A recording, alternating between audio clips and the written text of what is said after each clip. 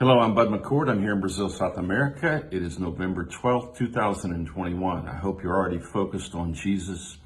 We're walking through the words of the Gospel of John. We're in chapter 14, and we're observing the way Jesus discipled his first disciples.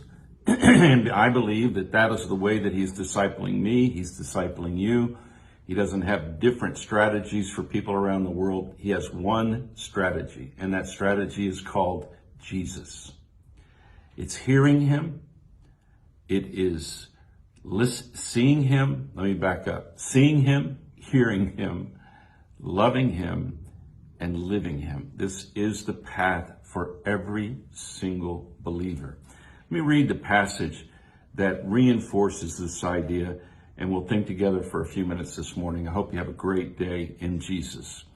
He says this, if you love me, he's saying to this, if you love me, he says these words to the disciples shortly before his crucifixion.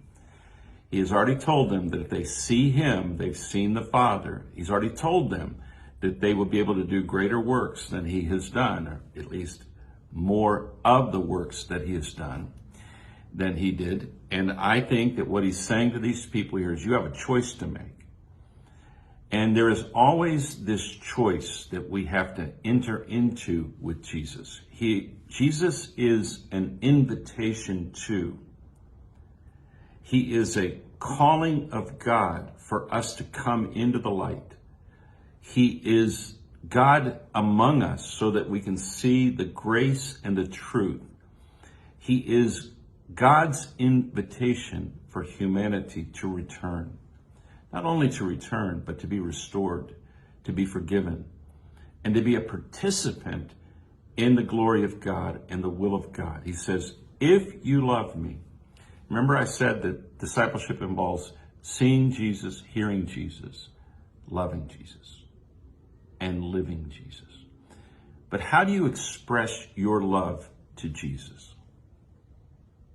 How do you express your love for Jesus? How do you express the fact that you want what he wants? How do you express that? Is it by going to church? Is it by giving your tithe? Is it by having the right doctrinal position? How is it that we express that we love Jesus? He says it very clearly. He says, if you love me, keep my commandments. If you love me, keep my commandments. Everything Jesus commands allows us to participate in God being glorified or God being made visible and available as continuous love. We were created originally to live the commandments of Jesus.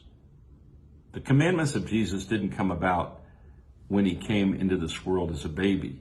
The commandments of Jesus are literally the very character of the creator of the universe. The commandments of Jesus are an invitation for me and for you to be willing to live the way Jesus lived, or to live Jesus. Paul says, for to me to live is Christ. It's much more than an imitation. It's literally a connection with Jesus. And the way we connect with him is we see him, we hear him, and then we begin to order our life in a way where we obey his commandments. That's why part of discipleship is teaching them to observe everything that I have commanded you. There is no such thing as a disciple that is ignorant of or doesn't care about the commandments of Jesus. That's why we must hear every word he says. We must observe everything he did, because he not only gave us the commandments, he gave us a complete demonstration of what it looks like to be continuous love. Every disciple has this opportunity and this invitation. If you love me, if. This is voluntary. This is not forced. This is if. This is what I want to do.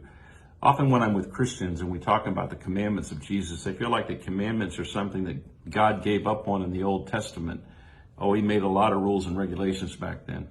The Old Testament laws revealed to us when, where, how, and why love stops. but it couldn't cure the problem. Now Jesus has come and says, I am in you and I'm going to be with you, and you will be able to obey and live my commandments. That's the difference. With Christ, Christ says, without me, you can do nothing. But then he goes on to say that you can bear much fruit, and my Father will work on the perfecting of your fruit. And then he goes on and says something very remarkable. It's beautiful. I will pray the Father, and he will give you another helper. See, Jesus had been their helper.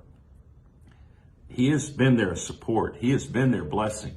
He has been the presence, and that he may abide with you forever. Now, this is good news for us, because imagine if we all had to relate to Jesus in the physical reality of one biological person standing in front of us.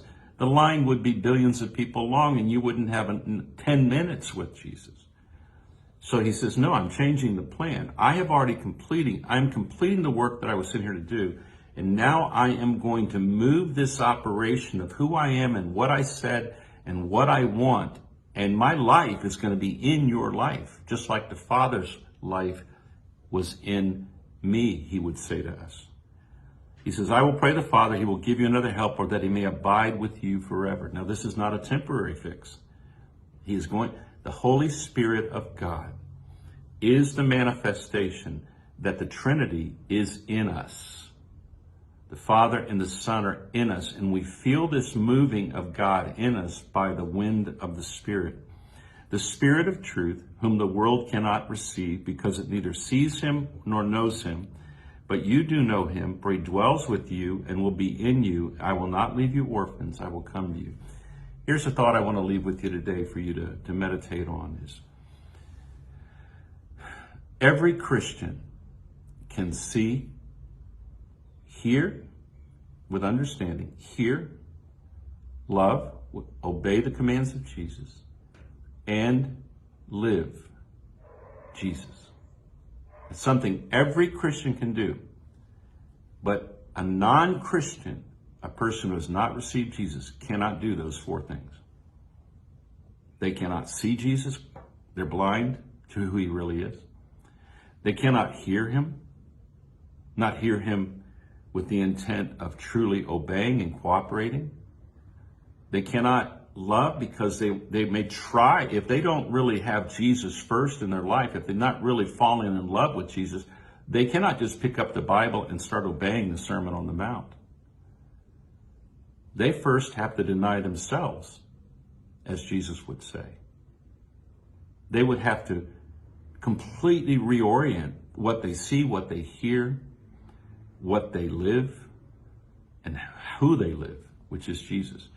So every Christian that I meet, I know that they can see, hear, love, and live Jesus. The question is not if they can, the question is if they will. If they will. Discipleship for a Christian is a daily willingness inspired by the Father, the Son, and the Holy Spirit.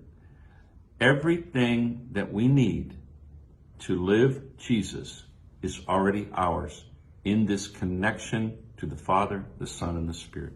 I've said on this in our recordings here that the Trinity is best understood by our own nature. We have a desire within us. It's in the invisible world. There's something that we want. We want to will this. We want this. When this desire in us comes up in us, we need words to express it. We need to communicate it. This is what I want. And then we have to say it, and then it involves the movement of the air and the vibration. And then when we say it to someone, if they receive it into them, there's a sense in which they have received us. Someone who hears us and lets what we said enter into them is connected to us. That's what conversation is and what it does. And that's discipleship. Discipleship is seeing Jesus, hearing Jesus, obeying the commands and manifesting that we love Jesus. And then we give that away to the world as grace and truth. We distribute it like we would grapes from a vineyard or bread for the hungry. It's not us, it's him. So here's the thought I leave with you today. You as a Christian have an ability that the world does not have, that the person who has not received Jesus does not have. You can see Jesus. You can hear Jesus. You can obey the commands of Jesus. You have been given the power to be able to obey.